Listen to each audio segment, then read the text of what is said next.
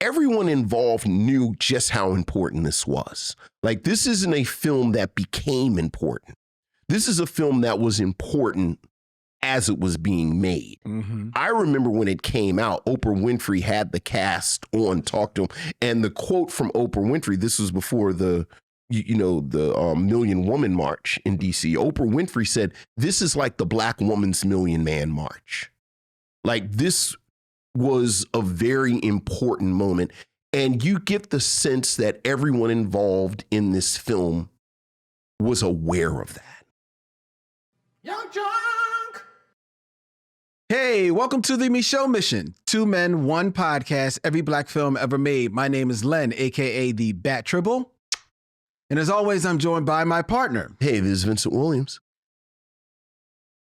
Missionaries, it is March, which means that it is Women's History Month, or here on the Micheaux Mission, Black Women's History Month. And in celebration, we are reviewing 4 outstanding films that feature Black women in front of and behind the camera. And we're leading with a film that stars 4 outstanding actresses in a film that has grown to become an iconic piece of cinema, period. Mm-hmm. Foundational. Absolutely. And one of the more successful book adaptations. Mm-hmm. As we review Angela Bassett, Whitney Houston, Loretta Devine, Lela Rochon, in director Forrest Whitaker's adaptation of Terry McMillan's Waiting to Exhale. Shoop, shoop. Vincent's selection for tonight's stop on the Micheaux Mission as we stream live from Young Junk, Philadelphia's premier video podcast palace, to all points north, south, east, and west, including YouTube, where each and every one of you are out there in the chat. Hello, missionaries. Good evening, one and all. We come to you once again, unfortunately, with a heavy heart here at the Mission Control. Yeah, you live long enough, unfortunately. Yes, as one of the true legends of Hollywood passed away recently. That is Gene Hackman. Yeah. Passed away at the age of 95 years young last week. Yeah. Along with his wife, Betsy Arakawa, or partner, I guess, to be more correct, who passed away also at the age of 63. We're not going to go into, how they passed away, because there is some conjecture about that is out there. You can read stories about that, but the main thing is that one of the leading stars of the 20th century in Hollywood has passed away.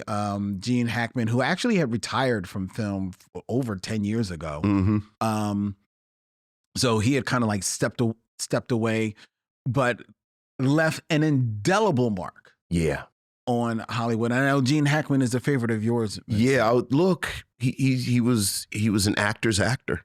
Mm-hmm. He was an actor's actor. We've spoken about him once on the Micheaux Mission because he was a huge part of a film that we enjoyed a great deal, The Split, with Jim Brown and a bunch of stars. But yeah, we were talking a little bit before the camera started about our favorite performances, and yes, and certainly I'd say my favorite is The Conversation. Okay, The Conversation, Francis Ford Coppola film, The Conversation. But truth be told, I probably met Gene Hackman the way many people in Gen X met Gene Hackman, and that was as Lex Luthor. Oh, okay. In Superman, which is a performance that has aged remarkably well. Yes. Like, you watch it as an adult and you understand the humor and the wit that he brought to this role. But certainly we were talking just about some programming, and I had already got in my mind, we kind of program months in advance, but I love him in Crimson Tide. Oh, yeah. With Denzel Washington. And I love him in what many people see as the unofficial sequel to The Conversation, which is Enemy of the State with Will Smith. And, you know, certainly you think about him. I mean, look, we sit here all day, you know, the French Connection, you know, I just lost what I was about to say. I don't know which movie you're... Unforgiven. Unforgiven, yeah, the Clint Eastwood movie. You know, my goodness. And I know you... Man, you just... I can tell you, you mentioned about The Conversation, which is an outstanding piece of film work. And if you are a fan of Gene Hackman, it's different to see him in that movie because it's a lot quieter, right? In that movie, right? You know, you talk about meeting him as Lex Luthor, where he's a little bit off the top. You know, he's over the top. You know, having fun in that film. I met him as Clyde Barrow's brother in Bonnie and Clyde. Sure. And which is a different type of role, but he's not loud in that. French Connection, Popeye Doyle, great film. But actually, as I was thinking about it, and you mentioned it, talking about your love or our love of Crimson Tide, and about how he was one of the few actors who actually goes toe to toe with Denzel Washington, acting wise, right, acting in a film. Yeah. But when I think about it, my favorite performance of Gene Hackman, and this is why he's an actor's actor, because you think about him and you know his face. Right. Yet somehow, despite you knowing his face, he totally becomes whatever role he is in. Completely vanishes. And you just see him in that role. Yeah, absolutely. And my favorite performance of Gene Hackman is actually in The Firm, which is interesting. Which is the Tom Cruise legal drama. Yeah. Where Gene Hackman plays kind of like this real swarmy attorney who kind of like recruits Tom Cruise to this, like, you know, evil firm, right? But over the course of that film, as swarmy as he is, you get to see his true humanity inside him, as that, you know, he realizes that he has sold himself to the devil, and he's fighting those demons within him, and ultimately he has to pay a price for that at the end, but not without totally sacrificing his humanity. I don't want to give away an 80-year-old film in there. Sure. But a lot of what he does in there is not so much written on the script. It's all in just his performance. Sure. All in how his line delivery, all in his chemistry with the actors in there. And I actually think, like, every time I return to The Firm, that's the performance I'm watching. Tom Cruise is excellent. There's a lot of excellent performances in that film, but that's the performance I always return to. So yeah. Firm. You know, and it's we've blessed that he's left this body of work. Oh man, that we can return to. And you know, speaking of body of work, the other great loss this week is of course Angie Stone. Yeah, man. And you know, you want to talk about foundational and people who are just part of the fabric. I think Angie Stone, unfortunately, is someone that over the years I always say, oh, I forgot that was Angie Stone. Oh, I forgot that was Angie Stone. And you know, but between Angie Stone and her early hip hop bona fides, how much she did with D'Angelo, the development of D'Angelo, her own solo work. And then I was reminded this week, because I always forget, she was the lead singer in Vertical Hold.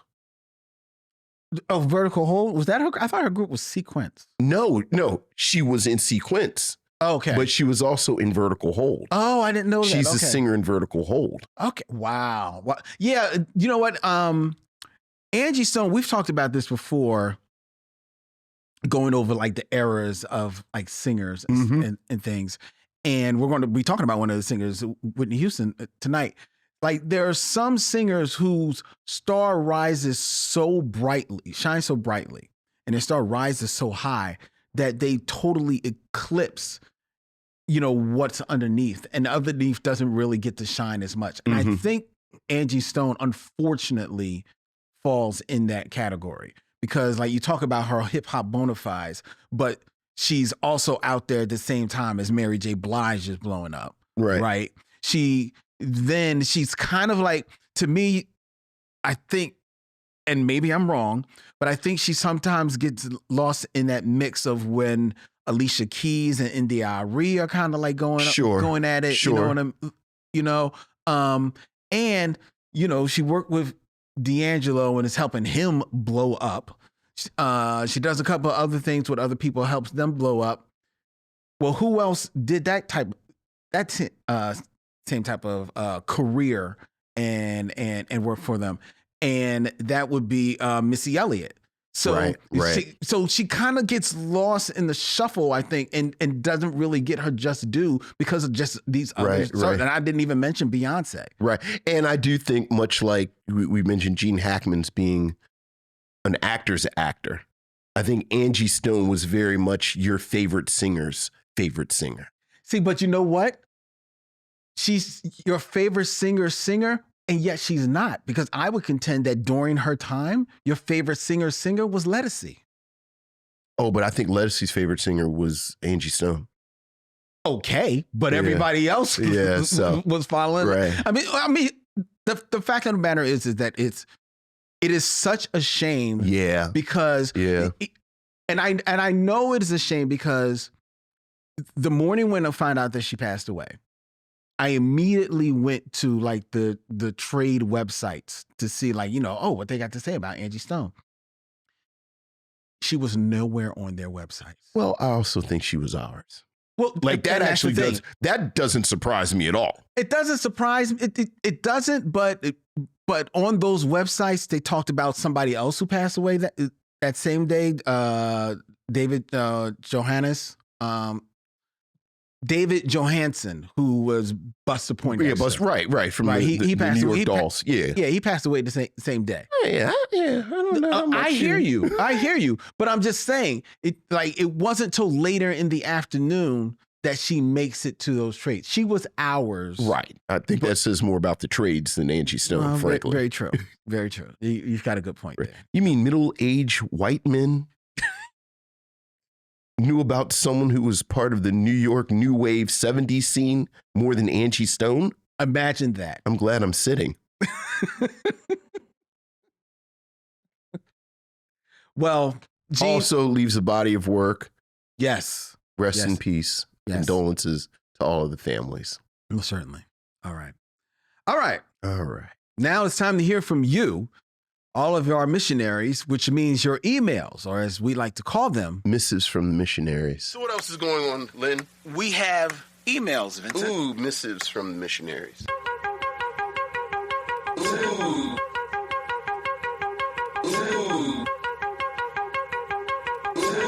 Missives from the missionaries.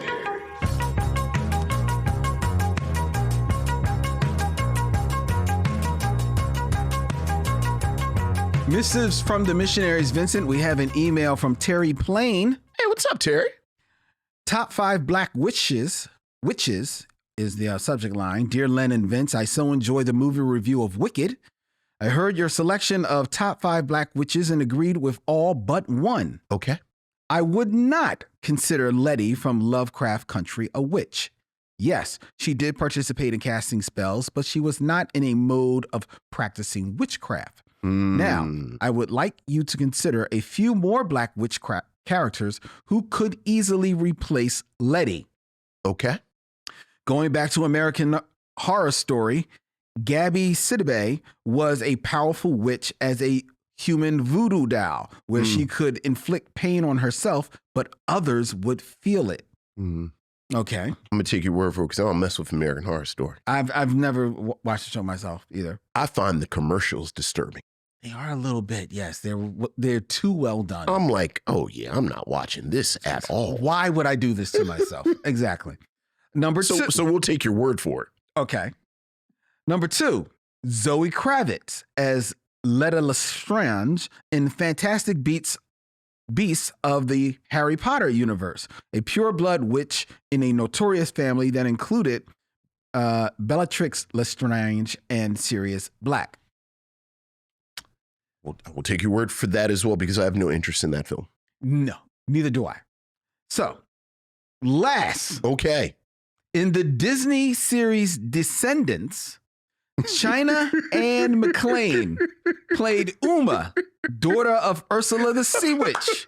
She inherited her mother's powers over the seas. I'm going to give you that one because my daughter rocked with Descendants real hard when she was like 12. Okay. Like she rocked with Descendants real hard. All right. And I would like see her watching it, and it was all very bizarre. It was like, look, it was girls in weird colored wigs, and they were doing dances. Yes. Like they were doing dances, and China Ann McLeod were doing dances. I was like, wow, there's a lot going on in Descendants. Okay. So there you go. We're going to take your word for two of them, and I'm going to co-sign one of them because my daughter, when she was 12, rocked with it real hard. All right. Onward and upward. Sincerely, Terry Plain. Thank you, Terry. Thank you, Terry. All right. Let's see. What do we got next here? We have an email from, there is no name. Oh, okay. Oh, no, it's anonymous. No, it's, I had to see it all the way down at the end of the email. I hate you all. Juan Blaylock. Hey, Juan. Hello from Houston. Hey. First, I want to say you two have been a godsend. Oh, thank you. I moved from Los Angeles to Houston last March to care for my mommy, and you guys got us through the 2-day road trip. I had you on in the background while I worked and cared for her. We both laughed at the acrimony. So.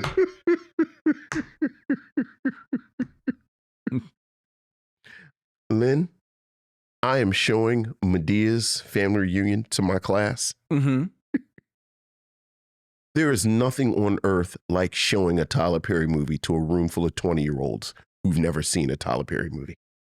Wow, I would think, I guess that's not his audience, yeah. Believe it or not, a room full of white, Asian, Indian, and 4 black kids have never actually seen a Tyler Perry movie. Wow, how are they enjoying it? It's a lot of gasp.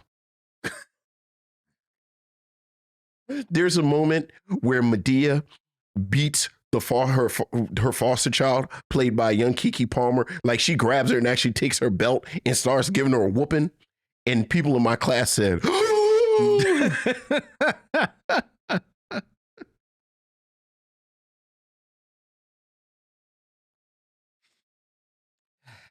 yes. But acrimony. Acrimony. And she says her mother even tried to play 6 Degrees of Derval Martin. Nice. Oh, okay, Mom. Okay. Coming to King, you bet not miss. Well. All right, come on. Challenge. Well. Unfortunately, by July, she was gone. Oh, no. And Joanne was devastated. She continues. But your show was one of my comforts that helped me.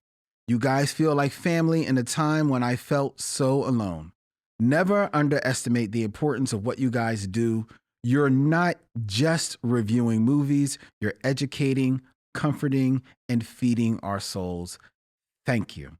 Oh, thank you so much. You're very welcome. And so sorry for your loss, too. Indeed. Now, about that top 5 movies you'll never again do. I've had a list like this for over 10 years. So these are my top 5 movies I'll never watch again or ever. Okay. Number 5, 12 Years a Slave. Nope. No. That's fair. That's fair. That seems like a one and done. You know what? That seems like a one and done. Only because of this show. At some point, I'm going to watch it, and I suspect that when it's over, I'll say, "Well, I watched that." Right, because I have not seen it. I've seen it. No, I told you my cousin called me, texted me an hour, and she said, "An hour in, still a slave." Jawan continues. Number 4, Life. Saw it, hated it. It's a horror story. If you think about Life more than 30 seconds. It is kind of messed up. Yeah. It is messed up. Mm-hmm. Number 3, Players Club. Piss me the F off. 12 Years a Slave is about chattel slavery. Life is about unfair incarceration and the beginnings of the prison industrial system. Players Club was just shitty. Number 2, 4 Colored Girls. Nope. Someone had it on and I was forced to watch it for 30 minutes. Sweet Jesus, it was awful.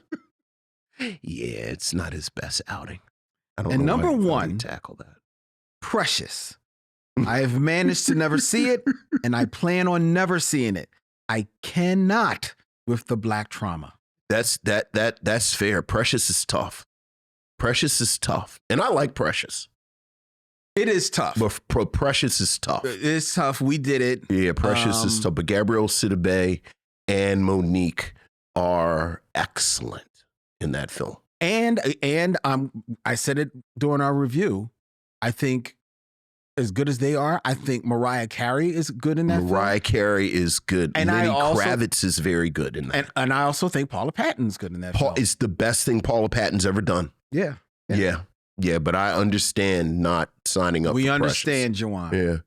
Yeah. Anyway, I love y'all.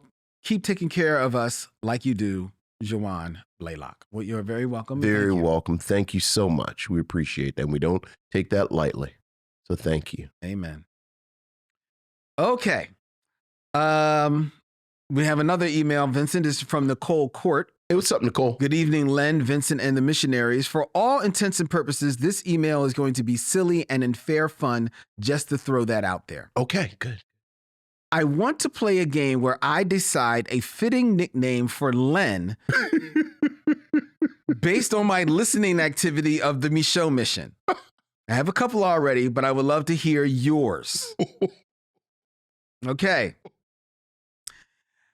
I'm going to go from 5 to 1. She's got 5 here. Number 5. TV Guide Len. Len always has his ear to the media world pertaining to black entertainment. He's also a producer, too. There you go. Fair. Number 4. Old Man Len. I don't know what it is. Len has a grandpa appearance about him, but it's still hip and cool, so points for Len. Well, I am a grandfather. And you are hip and cool. Okay. There you go. Some would argue with that. There you go. My partner would argue with that. Number 3. Quiet Storm Len. Len's voice can be played if you are having a hard time going to sleep. His voice is soothing, and it makes you want to shut your eyes for a minute. Oh. Well, you're welcome, Nicole. Number 2. Sorry, call you Frankie Crocker. Number 2. Justice League Len. Len is a comic book nerd after all, and we know he loves Batman. It just so happens I'm wearing a Batman sweatshirt. Who'da thunk? I rarely whip out. It's a pretty deep cut, too, because it's actually a Batman insignia from Batman 66. It very much is. Yes. Nerd. And number 1. Cheese Bite Len. Len's love for pretzel bites with cheese on the side could also mean Philly cheesesteaks as well. This email is random and goofy, but I wanted to have fun. I hope you all have a great rest of the week. Nicole. Thank you, Nicole. Well, thank you, Nicole.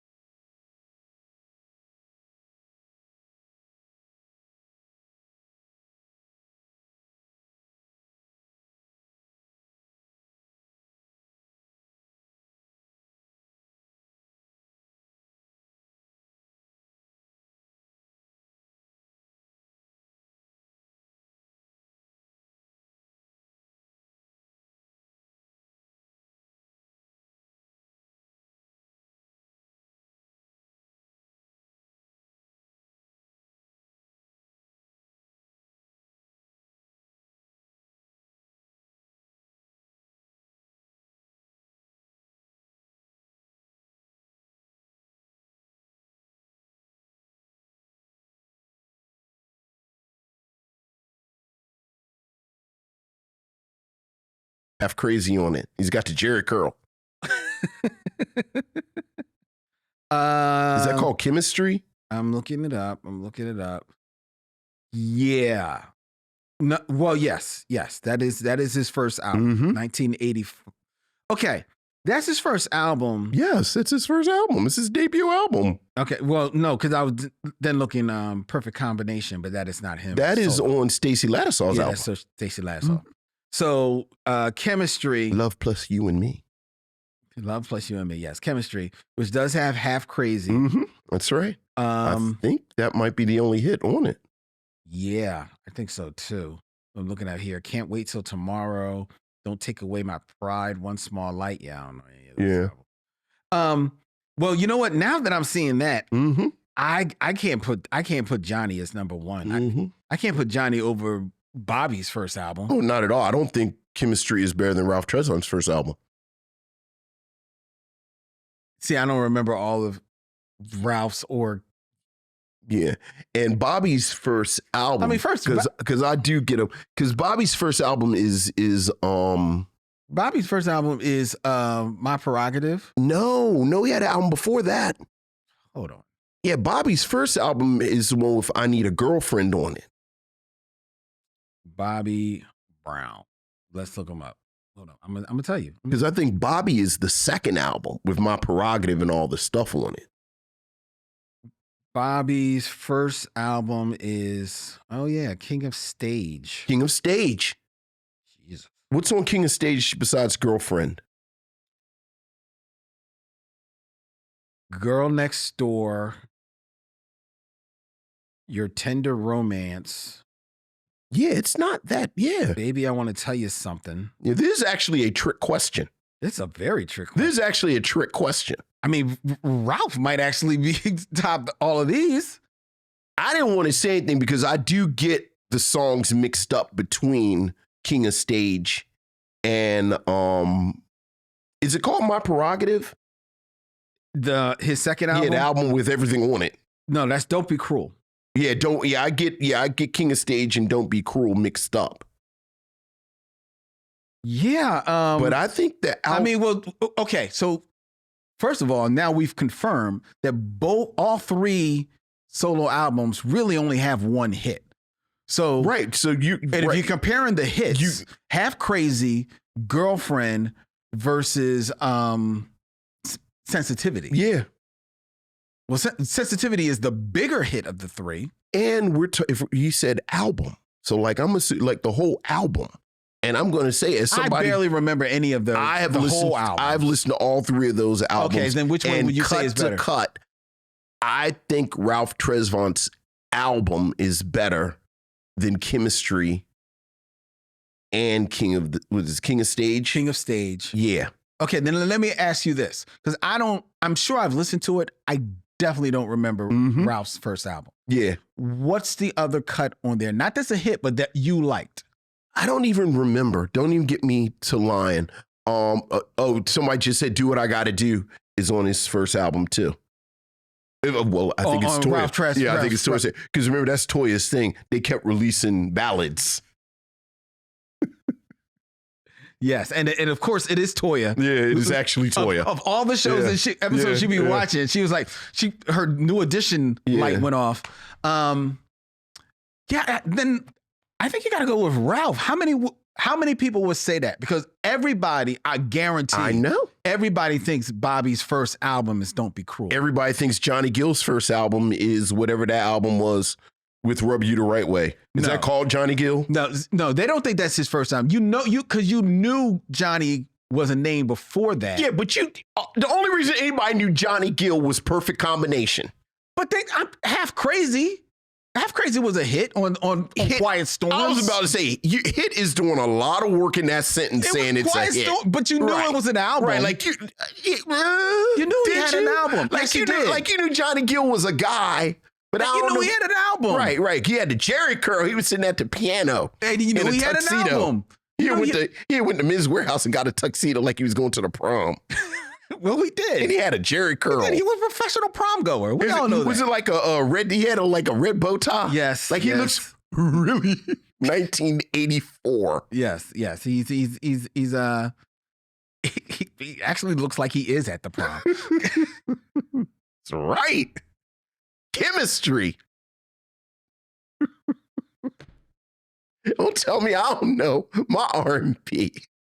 But no, the trick question, you're right, is that it's a trick question. Nobody would think that Ralph Tresvant's solo album is better. Debut. We said debut. We said debut. That is a very trick question. That's right. All right. Well, look at Ralph did something. Look at Ralph. Your bad self. I guess you do need a man with sensitivity. A man like me.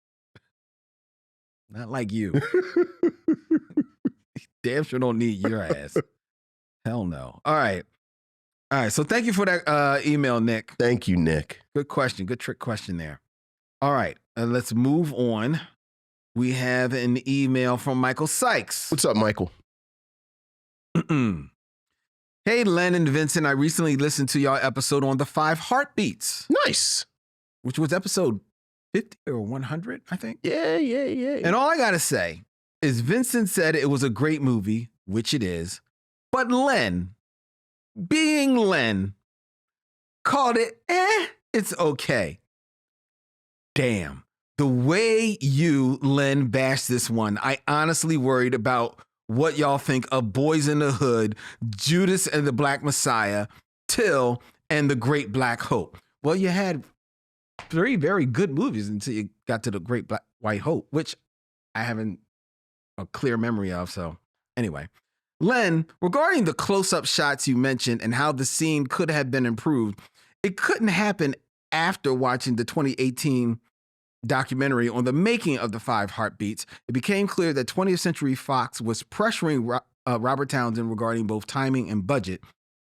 I'm sure the shots and the acting that didn't resonate with you were also challenging for him, but he was working under tight constraints. Almost ever scene that they were to cut out, I think what he means is almost every scene that they cut out, he had to fight to the nail to get it not cut out. What JT said about crossing over is word for word what one of the Dells said to Robert Townsend during the set. Mm-hmm.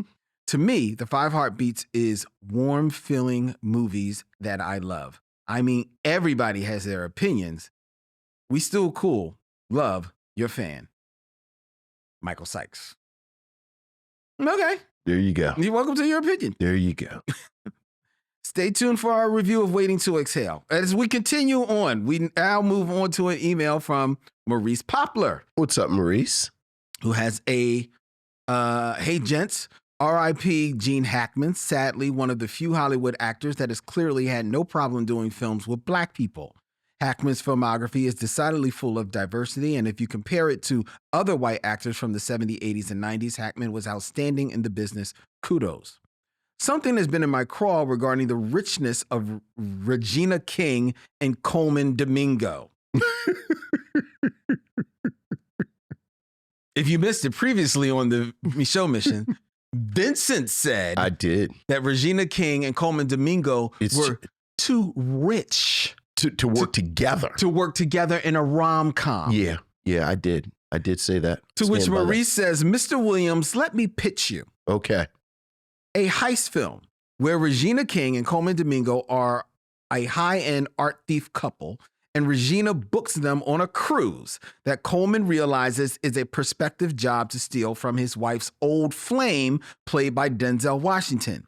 Meanwhile, an FBI agent is hot on the King Domingo couple's trail because, of course, Viola Davis isn't just trying to arrest the fugitives, she's also Coleman's jilted ex.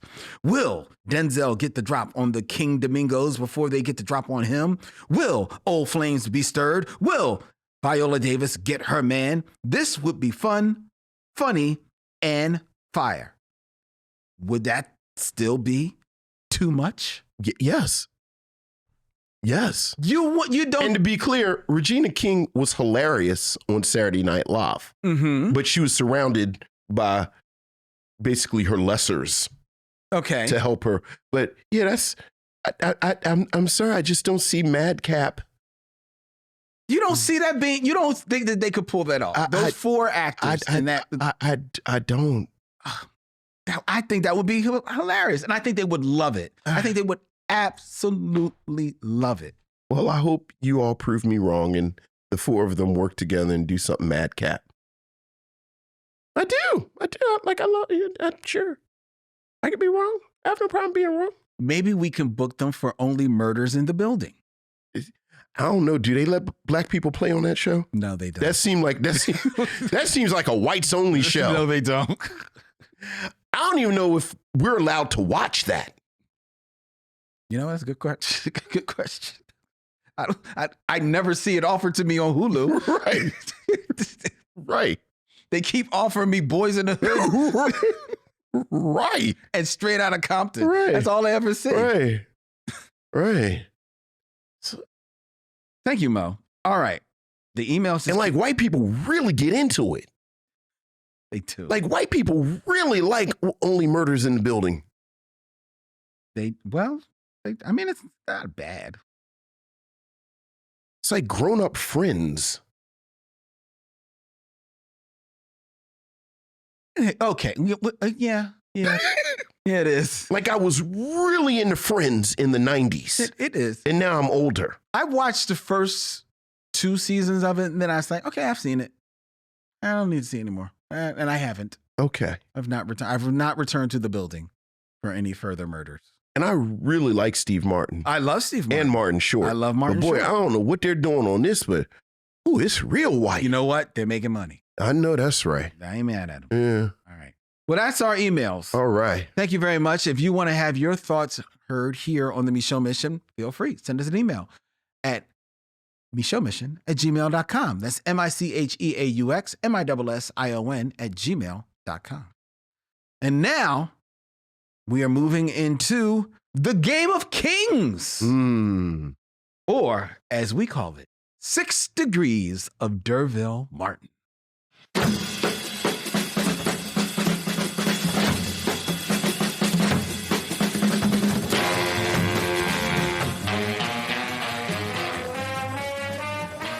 6 Degrees of D'Urville Martin, where I give Vincent 2 actors and he has 6 films or less to connect them to D'Urville Martin, that heartthrob of 70s action, kung fu, and love. And love.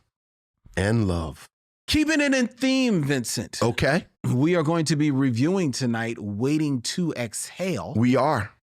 So, for tonight's D'Urville Martin, I have selected 2 actors with breathy voices. Okay.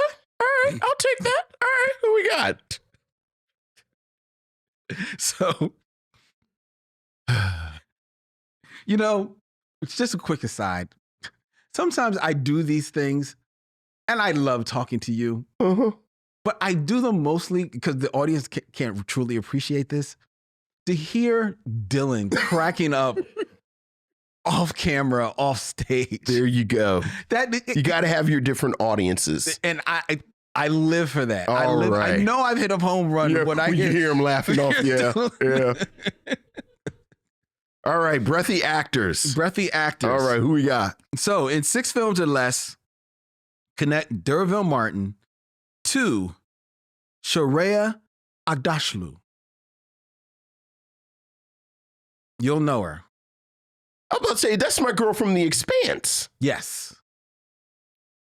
Who has been in a few... No. I know exactly who she's been because you and I had a conversation after The Expanse. And you said I should watch, It's like with, what's her name? That was just... Jennifer Connelly. Yeah. House of Sand and Fog. Yes. Isn't Ben Kingsley in that? Yes. Okay. All right. Well, the quick way to get to Ben Kingsley is through Iron Man, but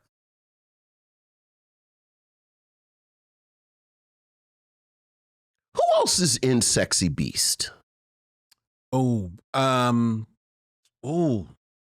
Ian McShane? I think so. Cause I think that plays like his boyfriend or something like that. No. Okay. Do you want me to look up Sexy Beast? Oh no, I know. Yeah. Just make sure he's in it. All right. You remember that was his line. Boy, I liked him in Sexy Beast. Ben Kingsley was a monster. I haven't seen that movie in a while. That's a movie worth returning to. And I don't know who's in Gandhi with him. Nobody knows. Sexy Beast is with Ian McShane. Okay. Let's take the long way home. Hopefully it's not too long.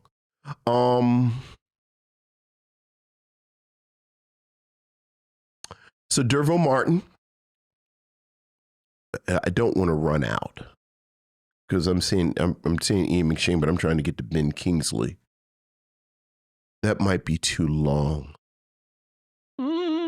Derville Martin, because if I say Derville Martin is in Hitman with Bernie Casey. Bernie Casey is in Cornbread Earl and Me with Lawrence Fishburne. Mm-hmm. Lawrence Fishburne is in The Matrix with I just forget Matrix man name. Neo. Oh my God, Keanu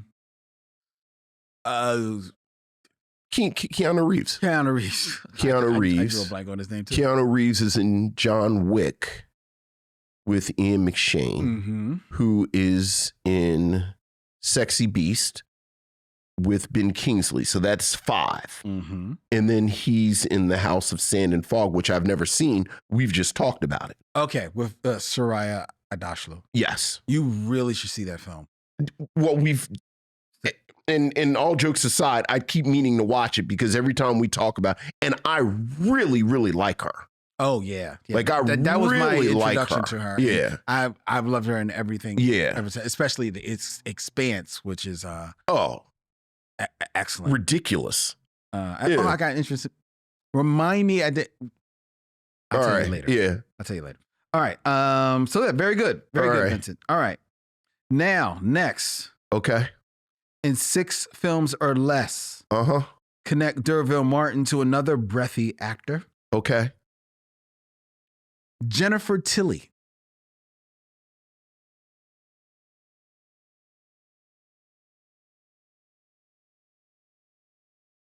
Oh, that's tough. Because I always get her mixed up with I forget the actress. Well, oh my God, the bad thing about Jennifer Tilly, the only thing I really think about her in is the Chucky movies. Mm-hmm. And I have no idea who else is in the Chucky movies.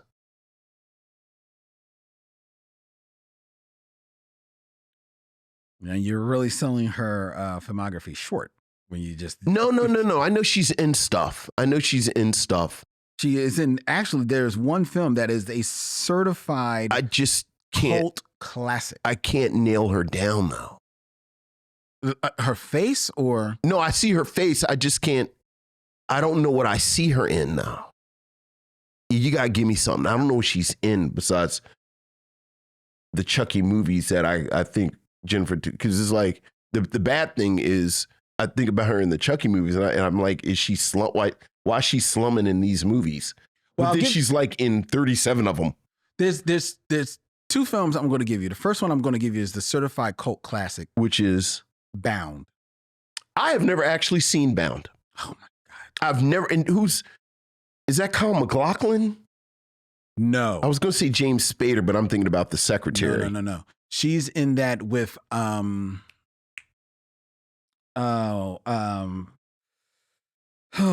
Jesus. I'm drawing a blank on her name. Gina Gershon. Gina Gershon and Joe Pantoliano are in that film. It's a noir film. No. I know It's excellent. But the other film, this film is going to be a giveaway, and this will get you. She's in Liar Liar.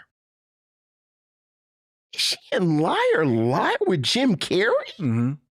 She's the one that he is defending. I have no memory. Of course, I've only seen Liar Liar maybe twice. Oh, that's a funny movie. All right. All right. So all right. So all right. Let's do Liar Liar. Let's do Liar. Oh, here we go. Here we go. So Derville Martin is in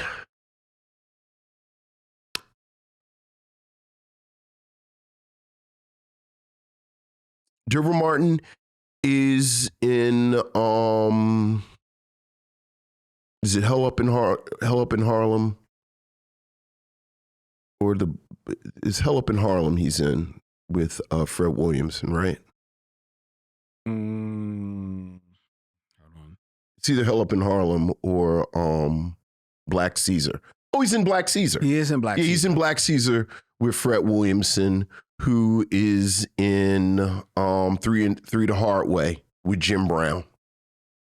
Jim Brown is in Any Given Sunday with Al Pacino, who is, of course, in Glengarry Glen Ross with Ed Harris, who is in, and how many have I used? I feel like I'm running. That's about 4. So what I say? You said Black Caesar. So I said Fred Williamson, Jim Brown, Al Pacino, Ed Harris in Glengarry Glen Ross. Ed Harris is in The Truman Show. Yes. With Jim Carrey. Very good. Who is apparently in Liar Liar. He is definitely in Liar Liar. With Jennifer Tilly. Yeah. Jennifer Tilly's a good one.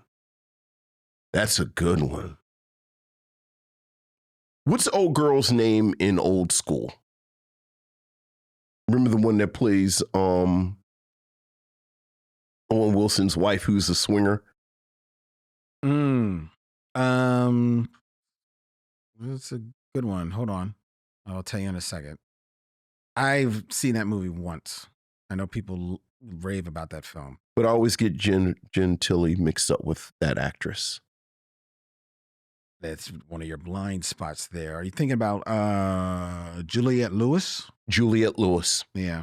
I get Jen Tilly mixed up with Juliette Lewis all the time. Yeah.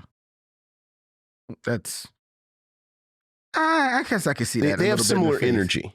Yeah. That kind of early 90s kind of independent like little off kilter. Off kilter. Yeah. Yep. Yeah. I get her mixed up with Juliette Lewis all the time. I can see that. Yeah. I can see that. Jennifer Tilly, I don't know if you how much you know about her outside of the Chucky movies. Isn't she the billionaire? Isn't she a billionaire? Because she was married to the Simpsons guy. She was married to Sam Simon. Yeah. And she's like a professional poker player. Is she really? See?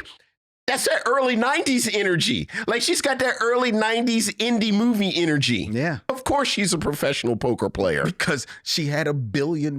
She had $1 billion. Is she actually a professional poker player, or does she just say, I raise you $5 million? Damn. Am I bluffing? It's going to cost you $20 million to see. Right. Is she actually a professional poker player? Good point. Good point. Good point there. But no, and I have a soft spot for Jennifer Tilly because of Bound. Right. Which again, I've never seen. So watch it one of your date nights. Yeah. Make that happen with your charcuterie board. Yes. All right. Well, that was 6 Degrees of Derville Martin. All right. And now it is time for us to turn into our review of Waiting to Exhale. Waiting to Exhale, a 1995 American romantic comedy directed by Forrest Whitaker, and actually his feature film directorial debut that stars Whitney Houston and Angela Bassett. The film was adapted from the 1992 novel of the same name by Terry McMillan, who also served as one of the co-writers. The cast is rounded out by Lela Rochon and Loretta Devine, as well as Dennis Haysbert, Michael Beach, Gregory Hines, Donald Faison, a very young Donald Faison, Mm-hmm. Macaulay Williamson, and a soundtrack that was composed by one Kenneth Babyface Edmonds. And it is worth noting right here at the top, in an uncredited role, actually there are two uncredited roles in here. This film also has Giancarlo Esposito Mm-hmm. and Wesley Snipes in Vincent's selection as we begin our celebration of Black Women's History Month here on the Micheaux Mission. Vincent, what say you of Waiting to Exhale? This is a film that as we said at the top is foundational. Like, it's one thing to say that a film is iconic, but I think this is a foundational text when we talk about Black storytelling. Mm-hmm. And you can see the influence of Waiting to Exhale on almost everything. Mm-hmm. When you talk about Black women friendships, the way Black women's relationships are depicted, the way professional Black women are depicted. And again, a lot of it is a straight line to this. And there are two aspects of this film that I think immediately shine. And you see why it became what it became immediately. Mm-hmm. First and foremost, I think you can never overemphasize how important this book was. Yo, boy. You know, as you said, there's a 1995 film, but it was based on the 1992 book, Mm-hmm. Waiting to Exhale, that for our younger missionaries, if you weren't there, this thing hit like a lightning bolt. It was everywhere. Like it moved the culture. Mm-hmm. Terry McMillan had already been writing Disappearing Acts. The book right before this was a success. Mm-hmm. But Waiting to Exhale was the first time in popular culture that you had this story of 4 Black women in current times, professional women, middle-class women, dealing with very contemporary challenges. Mm-hmm. Like I think one of the things that is sort of fascinating just about the story in this book, the plot, if you will, or rather in this film, and this is reflected in the book as well, there is no big plot. Right. Like, Angela Bassett's character, Savannah, is going through a contentious divorce. Mm-hmm. But even that is really the engine for the rest of her time in this film. Her sort of self-discovery post-divorce and love and kind of becoming this woman that she already was. And then you have these friendships. But again, this was a moment in the culture, both broadly and within the Black community, where no one was really paying attention to this demographic. That's very true. And then Black women primarily responded to it. Mm-hmm. So that this storyline, this story about these 4 women is immediately kind of cemented into the culture. Along those lines, the film adaptation, which is 3 years later, by the time the film went into production, everyone involved knew just how important this was. Like, this isn't a film that became important. This is a film that was important as it was being made. Mm-hmm. I remember when it came out, Oprah Winfrey had the cast on to talk to him. And the quote from Oprah Winfrey, this was before the Million Woman March in DC. Oprah Winfrey said, "This is like the Black woman's Million Man March." Like, this was a very important moment. And you get the sense that everyone involved in this film was aware of that. Mm-hmm. As you said, the cast members, it is a parade of male actors. Yeah. That you see, you know, Giancarlo Esposito, Milicatai Williamson, Dennis Haysbert, Wesley Snipes. Didn't even mention Leon, Michael Beach, and each of them bring a different tone and a different performance. But you can tell each actor by actor, a young Donald Faison, they are taking this seriously. They're taking this seriously. Like, I know why I'm here.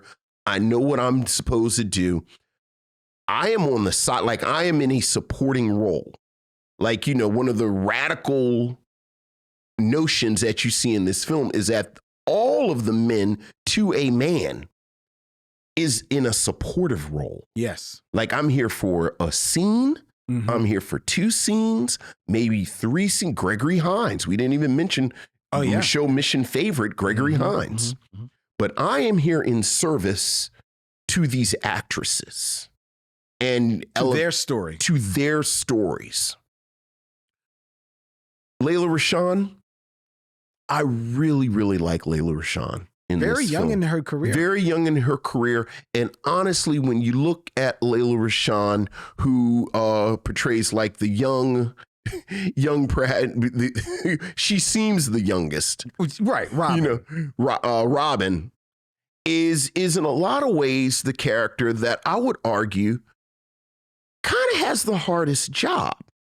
Because on the one hand, her story is the lightest. Like, you get the most comedy out of her. There's a scene with her and Milicatai Williamson that is laugh out loud funny as their quote unquote relationship falls apart, where he plays a cocaine addict that she's in love with. But she also has this kind of sadness underneath where she makes bad decisions over and over again with men until she kind of figures it out. But you never get the sense that she's there just for the comic relief. Right. Loretta Devine as she is Loretta Devine as Gloria. Single woman, you know, divorced, raising Donald Faison, you know, her son Tariq. Really like Loretta Devine here, and I have to say that Loretta Devine is textually seen. She's a bigger woman. Yes, you know, she's the bigger woman, and she has this love affair with Gregory Hines, and I like how it's played, where she's still sexualized. Like, she's still, you know, a woman. She has this complicated relationship with her son that I think is dealt with in a really sensitive manner for it to be 1995. Like, this relationship between this single mother and her son that she doesn't want to let go. And again, Lela Rochon, Loretta Devine, in a lot of ways, are the characters where among equals, they're the lesser two. Yes. Or they get, and then you kind of have the center two. You have Whitney Houston. This is her second role after The Bodyguard. And, you know, considering The Bodyguard, she's basically playing herself. In a lot of ways, this is her first acting role. And much like The Bodyguard and The Preacher's Wife, you get it. Like, you completely understand why Whitney Houston would go into acting. Because while I don't think that Whitney Houston was the best actress, I do think Whitney Houston had that it factor. The camera loved her. The camera loved her. And I think the audience loves her. Like, I think Whitney Houston had that ability to connect. Like, as the audience, you connect with her. And, you know, and as she plays this woman, Savannah, who, you know, has problems with love, has, you know, has this relationship, quote unquote, with a Dennis Haysbert, has a has a pretty realistic relationship with her mother, grown daughter and a mother. You get Whitney Houston. And then kind of doing the heavy lifting is, of course, Angela Bassett.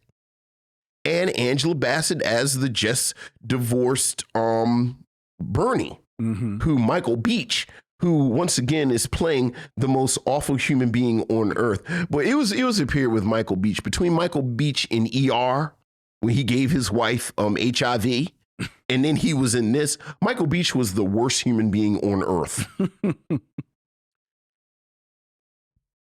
And the film, in a lot of ways, it's very episodic. Like you kind of go from storyline to storyline. And then I think there are only 3 scenes where all 4 actresses are together. Like you get not that many. Yeah. Right. You get these scenes where there are combinations of them, but the scenes where the 4 of them together kind of flow from these 4 storylines that tonally are different. But I got the sense it was almost like an album where, you have a fast song, you have a ballad, you have this kind of song, but it's still a whole album. And I think that the film works in that manner where it's like, it's episodic, but it's like each segment is almost like a song, which is a perfect segue into the soundtrack, which is such an integral part of the storytelling. Like music sort of textually, you have them, the women are singing, the women are listening to music. There's this ongoing detail where there's a local DJ that's talking. And I think it lends a level of lyricism to the film itself. Forest Whitaker, I liked him. I like the direction. I don't think he did anything spectacular, but I liked it. Filmed on location in Utah and in Arizona. And I think you get the sense, that kind of almost otherworldliness that you get from these locations, which again kind of lends itself to this lyricism as these women's lives flow into each other. And then they land in a place that, frankly, I think was pretty radical in 1995, where you realize that this film that takes place over a course of a year. Exactly. They realize that the relationship that's the most important is the one that they have with each other. So that, again, we sit here and we watch these movies, and there are films that I think have these reputations.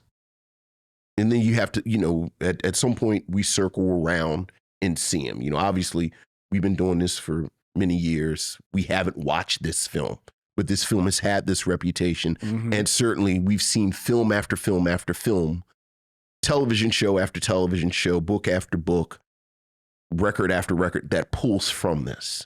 So then you go to the source and you say, well, how is this the source? Or why is this the source? Or should this be the source? And I have to say, this might be my 3rd time seeing this film. I enjoyed this film, like just as a film, and I get it. I really enjoyed this film. I think it's also worth mentioning that this film the book, Waiting to Exhale, comes out in 1992. And it is everywhere. It blows up. And rightfully so, because it is this world that the world at large doesn't pay that much attention to. We've talked about it ad nauseum, that how films and even television to a degree pays little concern to the thoughts, the interior motivations of Black women on film or in television, to any great degree. And the book blows up because this one, it's not just one woman, it's 4 women. So you could find yourself, if you were a woman, period, but especially if you're a Black woman, in one of these characters in the book. And the proof of how successful and how groundbreaking that is that look at what follows in the wake of this book. And I'm not just talking about the film adaptation in 95. I'm talking about the following year, you have Living Single, which is the show about 4 single Black women, living their lives, which a lot of people know is the show that basically begat Sex in the City, which, and then from there, you got Girlfriends as a TV show. There have been other movies that have tried to capture this vibe. Even as recently as within the last couple of years, we've had the show Harlem on Amazon. It returns to, this has become a template. I mean, Insecure kind of settles into the 4 girlfriends. It does. It does. Because it's right there. The template has been set by Terry McMillan in Waiting to Exhale in the book. And then the movie smartly just, we've talked about some movie adaptations that kind of like veer off from the book in many places. This one pretty much stays true to form from the book. And smartly does it. And like you said, it takes place over the course of a year. You are more or less a fly on the wall into these women's lives, into what is going on. You're catching them making some questionable decisions. You're catching them at, with their hair down at the worst parts of their life. Can you imagine getting dressed to going out to a party, and that's when your husband's going to come up and stand in the mirror and say, would you be upset if we don't go to the party? Strike that. Would you be upset if you don't go to the party? Terrible. Terrible. But you also want to like, bruh, do you not realize you are saying this to Angela Bassett?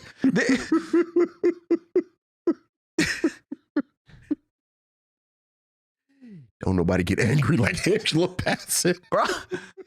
Unless I am 7'3" Shaquille O'Neal, I am not saying anything. I am not tempting Angela Bassett. And even then, I think I might text her. And even then, I'm downstairs. I'm at the door. Oh, boy. Baby. Like, no, I am not standing behind her at her vanity where she's got a broom, a brush. She's got a knife. There's broken glass. No. Oh, bruh, boy. Are you out of your rabbit ass mind? Yeah. And then I'm leaving and I'll be back next week for my stuff. Bruh, you have set yourself up. Yeah. Of course you got the iconic shot of when she sets his world on fire. And again, you can tell on Angela Bassett's face, she knows this image will live forever. She knows she's making something iconic. It's what you know her from. Yeah. This and what's got to do with it. Right. That's Angela Bassett. So you got that going in this film. You have, for me, you talked about Loretta Devine and how she is sexualized in this film. And if you've been following us on the mission, and we've talked about it, it seemed like almost overnight Loretta Devine became like the mother in movies, right? And I've talked about on here how my intro to Loretta Devine was on the first season of A Different World, where I said, my God, man moment, who is that? Because I was like, yo. And this was one of the first movies that I've seen for a long time when Loretta Devine was allowed to be, yo. He's like, I know, please say he's not watching me walk across the street. Well, if Gregory Hines ain't, I'm letting you know I am. And I'm watching you walk across the street, Loretta Devine. Thank you. Man moment over. So I love this movie for that. Lela Rochon is someone else we talked about earlier in the show today about Angie Stone kind of like getting lost in the sauce of a lot of singers at her time. Yep. Lela Rochon, this is the movie after kind of like her breakout from in Boomerang in a small role. This is kind of like, you know, like they think, okay, I think she can maybe handle this going up against these 3 stars. And she holds her own. She becomes more or less, to me, the audience surrogate in a lot of ways in this film. But you're right. Her story is probably the lighter one, but there is definitely this tinge of sadness because she is making real questionable decisions. And you're like, oh, baby, like, you know, you want... right. Like you feel protective. Yeah. You're like, oh, baby, no, baby, no. I mean... Okay, all right. Yes, I understand. Leon, he would make me think twice too. But come on, baby, no. But he also do look like the devil. Right. Like, no. And like, you know, and we didn't even mention him, but anytime you got Wendell Pierce just coming booping, I'm like, make better decisions with your own life. I mean, come on. Yeah. Come on, baby. Like there's no reason why he should even know you have a bedroom. Yeah. Like come on. Yeah. But she's doing that work. She's doing that work. Angela Bassett, you're right. She is kind of like holding everything together. But I think the movie does a little bit of disservice to her because, like you said, most of the engine of her story is the divorce from her husband, and rightfully so.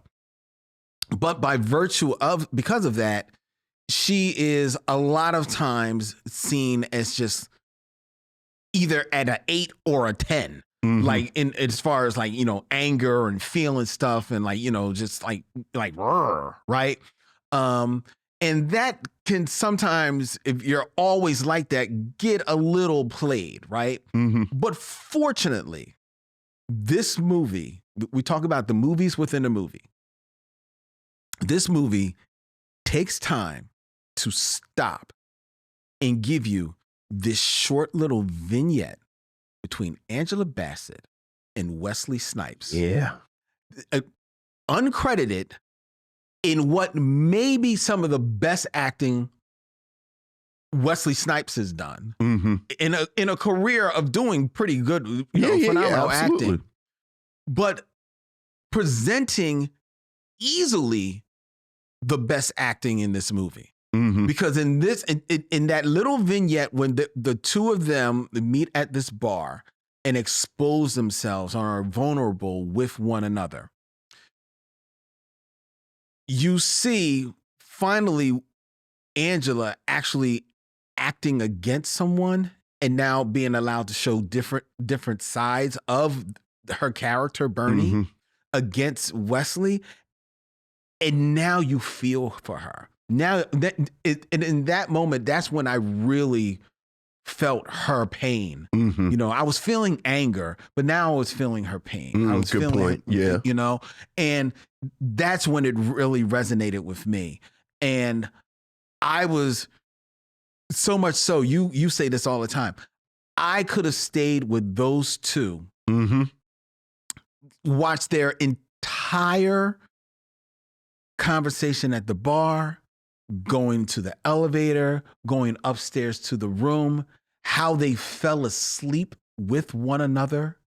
You know, I would have stayed there. That would have been the movie for me. I would have loved it for that. Yeah.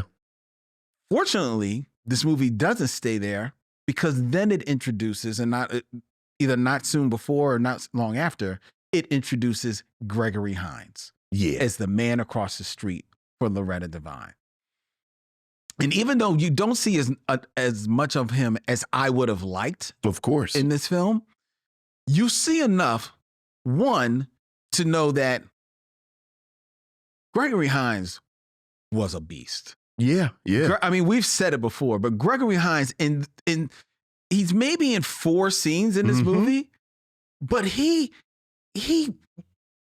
embodies that character immediately. Immediately, you know who he is. Immediately, you you recognize who he is in this film, who he is in Loretta Devine's life, and every time you see him on screen, you can feel the advancement in their relationship, right? Even though you're not told it, right? Even though absolutely, you feel the passage of, oh, they're getting closer, they're getting closer, and that is a tribute to how beastly he is, because he's only, like I said, he's only in 4 scenes, and he really doesn't even have that many lines. No. You know, it's a lot of it is physical. A lot of it is just the physicality, and that is which makes sense knowing that he's a dancer. Right. We always so go back about to that. In that body. Yeah. But like, my God, and to be able to. Loretta Devine, to be fair, is still pretty young in her movie career at this moment. Yeah, but she's a seasoned stage actress. Definitely. But to see those two, I'm like, okay, let me stay here for a minute, right? Because I can be here too, right? Like, for me, that's your movie. Lela Rochon is lifting up everybody else that she's in the scene. It's a young Wendell Pierce, so he's still doing his thing, but he's basically comedy relief. Leon. He's snake oil Leon. That's what Leon is. All right. Right. You know, when Leon's on screen, you know what you're getting. Sure. And he gives it to you. Sure. Good looking guy. Great looking guy. Good looking guy. I looked at him. That's his thing. Good looking guy. Most definitely. And that's it. Leon as good looking guy. Exactly. Exactly. Yeah. So, and Micheaux Williamson, you know what you're getting. Excellent actor. He's like, oh, I'm comedy relief, but I'm a bad guy. Watch me work. I'm a cokehead. Oh, I can do that. That ain't nothing but Tuesday. Come on, man. Well, I get to throw oranges. Come on, man. Like, I'm like, he's having a ball, man. What? I don't need a shirt in this sleeve? Come on, man. I laughed so hard at that scene. It's so good. It's so good. To me, you can't go and see my mama. And my son. Son? How old is he? 1, 2, 3, 13? Oh, boy. Oh, and shout out to Lela Rochon, who nails it. Look. Right there in that scene. Yeah. Right there in that scene. So, I'm in the bag. The camera loves Whitney Houston. I'm sorry. Thank God the camera loved Whitney Houston. Because I don't love Whitney Houston in this movie. Now, I don't think, we've talked about it, I don't think she's the strongest actress. I don't think she's good in this movie at all. I don't think that I don't think that she has, I think she has zero chemistry with Dennis Haysbert. But to be fair, I don't think Dennis Haysbert is doing much. I was about to say that's more on Dennis Haysbert than. Okay, but I've seen Dennis Haysbert be good, and I also think that's the character. Whose character? I think Dennis Haysbert's character is supposed to have this bit of. I got the sense that Savannah was told by her mother, "You're supposed to be with him." Obviously, yeah, because he's a tall, good-looking guy. You know, he's a good man, Savannah. Like, that's the whole meme and all. Yeah, but I don't think they were supposed to really have a lot of chemistry. And the reason I say that, well, I'll let you finish because. But go ahead. So what we say? Because I do like Whitney Houston with the other actresses. Like, I got the sense, much like you said, you could see the passage of time between Loretta Devine and Gregory Hines. I really admired her because remember, Savannah was new to the crew because she came from out of town. I really liked as the film went on, they became this foursome. And as I said, the four of them aren't together, but you have scenes, obviously, between Angela Bassett and Whitney Houston. And, you know, obviously you go to Angela Bassett's doing all the heavy lifting. But I like the couple of scenes, the phone call, and when Lela Rochon's character talks about her abortion between Whitney Houston and Lela Rochon. Mm-hmm. Like, I like their scenes together. So, see, that's interesting because, like, I like those scenes a lot. I like the scene where Lela Rochon is telling her about the abortion because that's Lela Rochon's scene. The scene where they're on the phone call, I hate the staging of that scene. Mm-hmm. I think it's very amateurish. Yeah. What's that weird split? Yeah, with the mirror, and then it cuts for some and I think reason. I think he was trying to be cute. Yeah. And it's like okay, easy. Forrest, yeah, easy. This is your first bro. film, man. Yeah. Slow down. But I don't think that they register well in that scene, in that phone call. I don't. I think you're right. Angela Bassett does a heavy lifting when she's with Whitney Houston, but I think that Whitney Houston look. And I really liked all four of them together. Like, I thought the four of them together, they struck me as girlfriends. Well, yes, they definitely were girlfriends because only girlfriends would know that in the scene where all of them are dancing, we all have to dance in front of Whitney because Whitney can't dance. Yes. So that's true. Yeah. That's true. But I also... Whitney Houston, the actor, famously had some troubles that she was going through while she was filming this movie. Yes, absolutely. And I think those are noticeable in her performance. Where? I think that there are times where she does not look like she is 100% very present on screen. And the film famously did shut down for a moment because she had to deal with some of her absolutely. demons. Absolutely. And I think that there were scenes where she is not. I don't think that she is present. I think there are ADR is something that happens in movies all the time, right? It's where people or you have to dub over lines. Mm-hmm. I think there is a lot of overdubbing on Whitney Houston that is. I would guess that a lot of that is because they weren't getting it there on set and they had to bring her back in because she does not look present in a lot of scenes. Is she better in another movie? Is she better in another movie? Wait, does she give me a performance that you think is better than this one? I think she's. You think she's better in Preacher's Wife? I think she's better in A Preacher's Wife. Yes. And I think even though she's pretty much playing herself, I think she's better in Bodyguard. I don't think she's better in Bodyguard. I may be forgiving it, the Dennis Haysbert stuff, because I really do think that's part of the story. And I liked her relationship with her mom. Yeah, but that's over the phone. I mean, what are you talking about with relationship? That's over the phone. The mom, she gave her performance. Okay, well, and that struck me as real. Okay, it didn't for me. Yeah, it not enough to pull me away from the film, but it was a distraction for me in watching the film, because as the second lead, she is in the majority of the other scenes that aren't Angela Bassett, you know? So because so much is focused around her, I did find that to be a bit of a distraction. But at the end of the day, I too am like you. I like the film.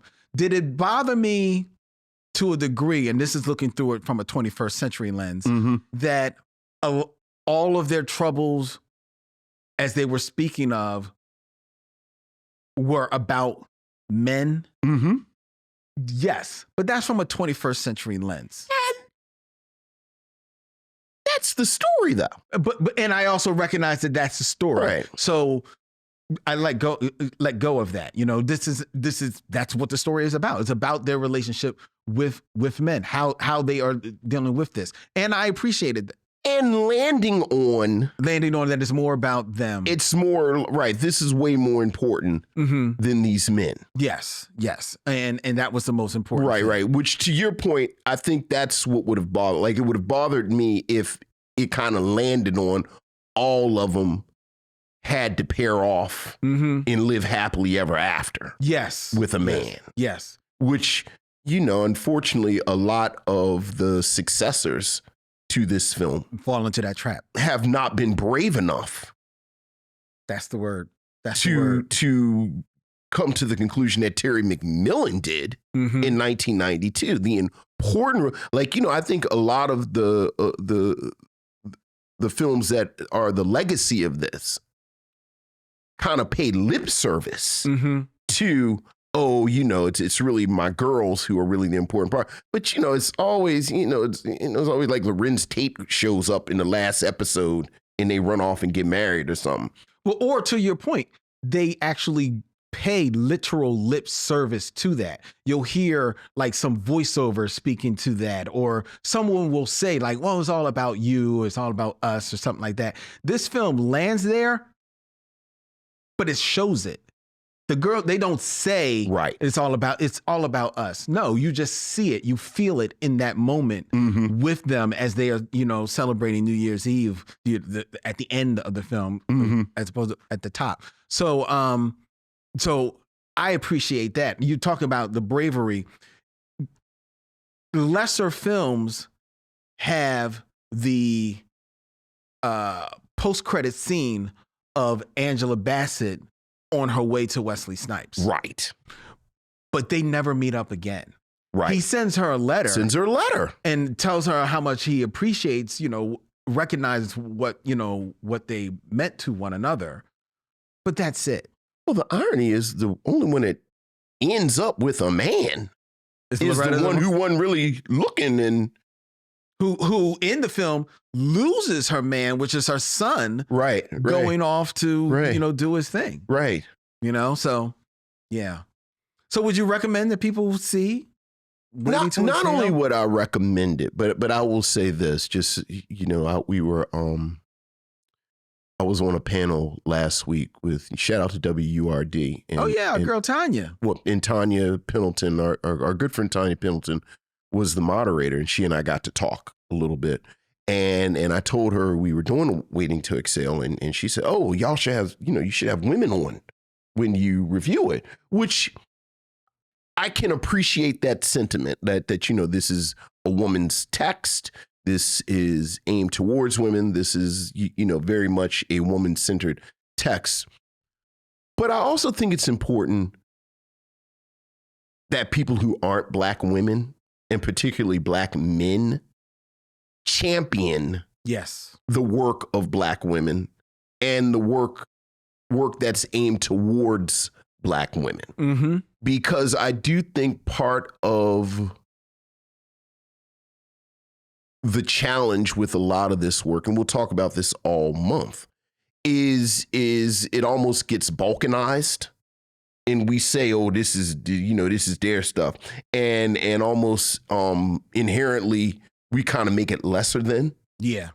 So I have to say, I thought it was important that the two of us, that we do this, we talked about this on its own merits, not as something representative, not as something symbolic, but as a film that stands on its own.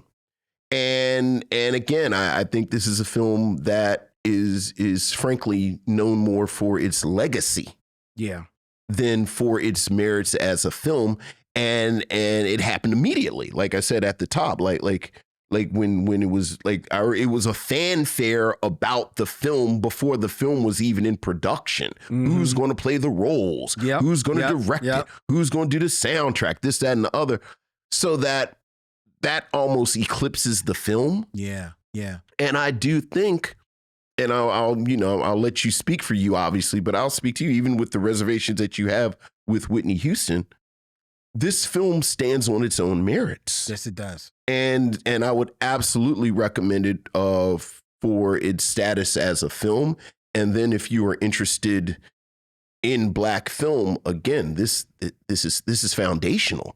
Like, this is in the DNA of so many films that you kind of have to watch it. Yeah. So, yeah. Another thing I want to point out is something else radical about this is that you have these 4 leads in these films, and these are 4 brown women. It's worth pointing that out. That is worth pointing out. These are 4 brown women leading this film. Another aspect that many of the successors can't say. And again, Lela Rochon as the quote unquote heavier one. Mm-hmm. She's not the comic relief. You mean Loretta Devine? I'm sorry, Loretta Devine. She's not the comic relief. She's not the butt of the jokes.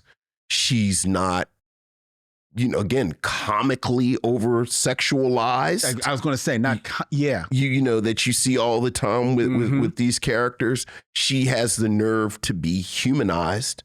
And again, I am part of this foursome. Mm-hmm. Yeah. Love it. Oh, yeah. I was just going to say another great thing about her character is that she is the mother in here, but she also is a mother, like she's not the mother that knows all. She mothers her friends a little bit because she definitely plays like a mothering role a little bit to Bernie, Angela Bassett's character.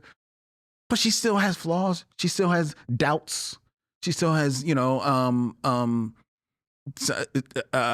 learns, develops. Look, I know we're supposed to be wrapping this up. I really enjoyed the light touch of the exploration of that dynamic between her and her son Tariq, and that that kind of bit of toxicity, that happens sometimes, and how she realizes it.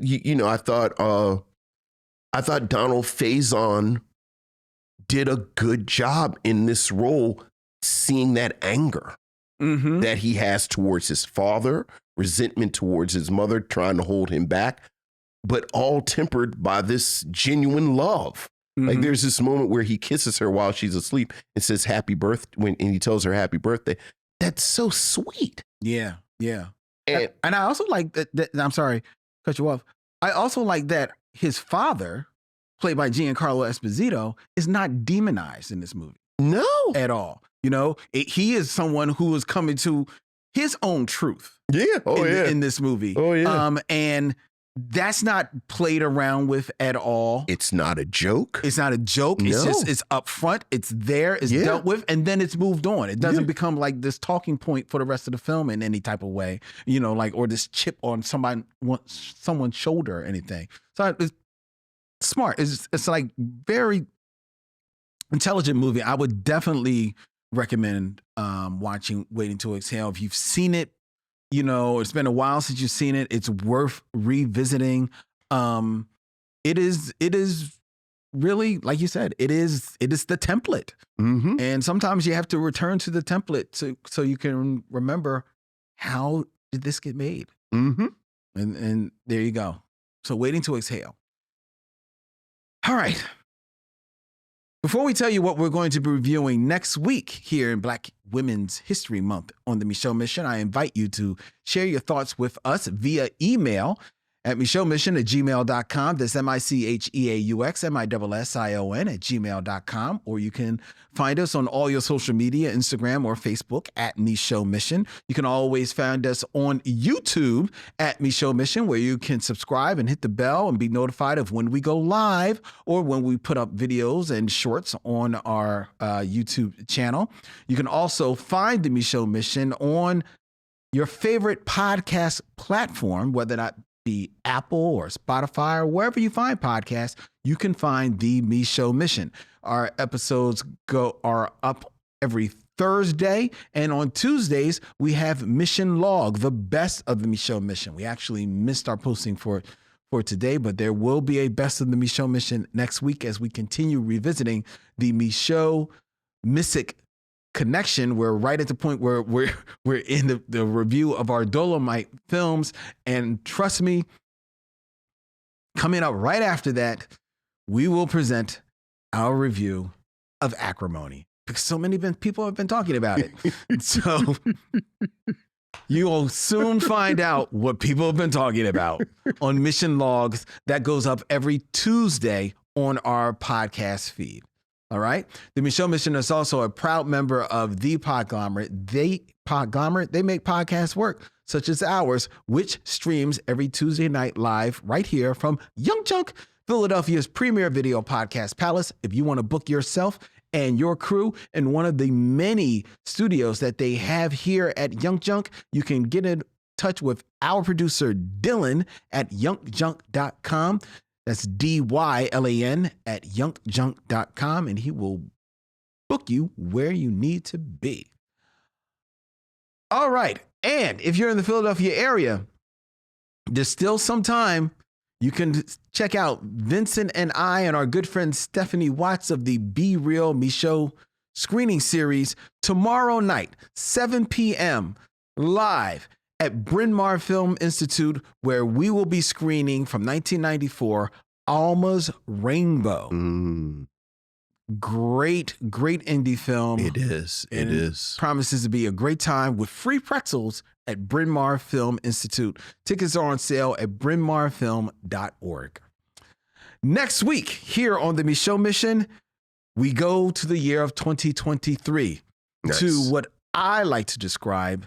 You talked about the lyricism of this film, Waiting to Exhale. Wait till you see writer-director Raven Jackson's beautiful tale of one woman's life in All Dirt Road's Taste of Salt.